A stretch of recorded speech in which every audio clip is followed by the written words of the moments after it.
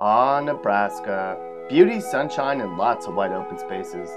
Most of America doesn't know about how special the Cornhusker State really is.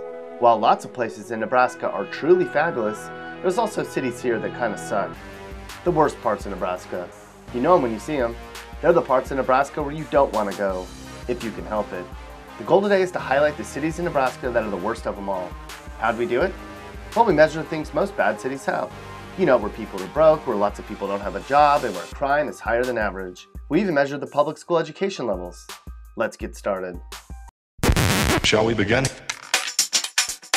Our first stop on our unfavorable journey through Nebraska starts in Tecumseh, located just a short drive south of Lincoln. What makes Tecumseh one of the lousier places to live in Nebraska? Well, crime is above average, first of all. And yeah, we're aware that crime in this part of Nebraska might be a meth head stealing a tractor or a bar fight, but a crime is a crime. Income levels are some of the lowest in the state in Tecumseh, and most job opportunities are at a chicken plant or at the nearby prison. Outside of that, it's minimum wage city. West of Omaha, along Route 275 in Douglas County, is the itty-bitty city of Valley. You know when you get there when you see a car up on blogs. Valley is the 12th worst place for crime, has the least number of people per capita, and school spending is in the bottom 20% in the state. Plus, the cost of living is really high here, meaning you're overpaying to live in Valley. But on the bright side, the people in Valley make more money than the people in North Platte, so they can brag about that if they want to. If you took your beat-up car to Kansas, one of the last little towns you come to would be Falls City. You just might want to keep driving. The unemployment rate in this small town is one of the highest in the state. And for a decent job, you'd have to drive all the way to Kansas City or Topeka back and forth every day for work. Yuck. Falls City is below average in every other category we measured as well. However, we have to mention that for entertainment options, there's a couple of Redbox rental machines in town where you can check out all the latest movies. Continuing our worst tour in Nebraska, we come to Gothenburg, right along I-80 east of North Platte. As we'll see, Gothenburg isn't the only crummy city along this stretch of highway. If you value a good education, just know the public schools here are having a hard time with funding levels and classroom sizes. The unemployment rate here is the 12th highest in Nebraska, and crime is above average too. However, on a positive note, Gothenburg High has 3 Nebraska State individual wrestling champions. Go Swedes! Directly south of Lincoln is the crummy city of Beatrice. While most people know Beatrice is home to the Nebraska Hall of Fame,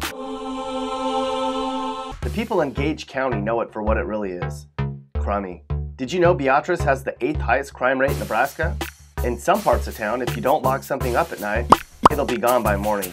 There were 66 violent crimes here last year. For a smallish Nebraska city, that's a lot.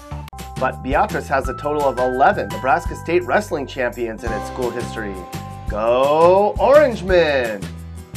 Hey yo, this video is brought to you in part by Clippers on Martin Luther King Boulevard in Omaha. Come on and get your hair done, they do it tight and right. That's Clippers on MLK. G.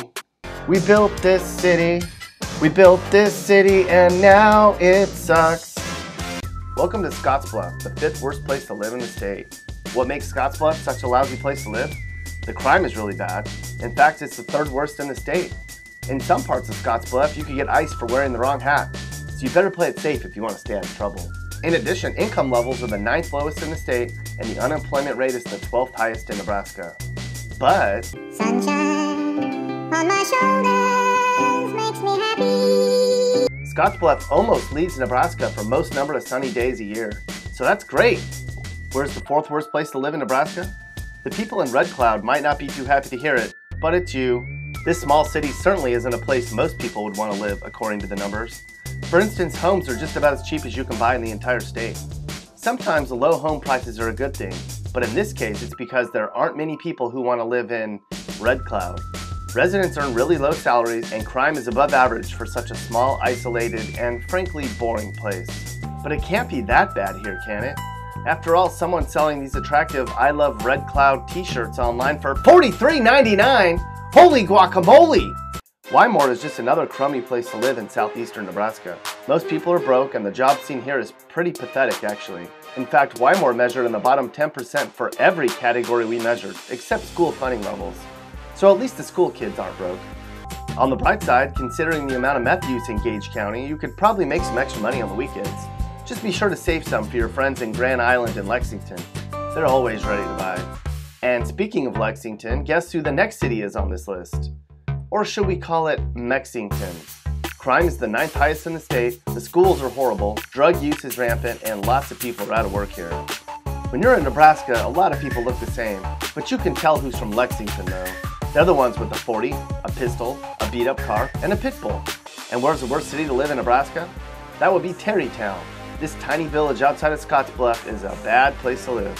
Crime is in the top 5 in the state, the schools are in the lowest 10% for funding, the number of out-of-work residents is far higher than average, and residents are the poorest in Nebraska.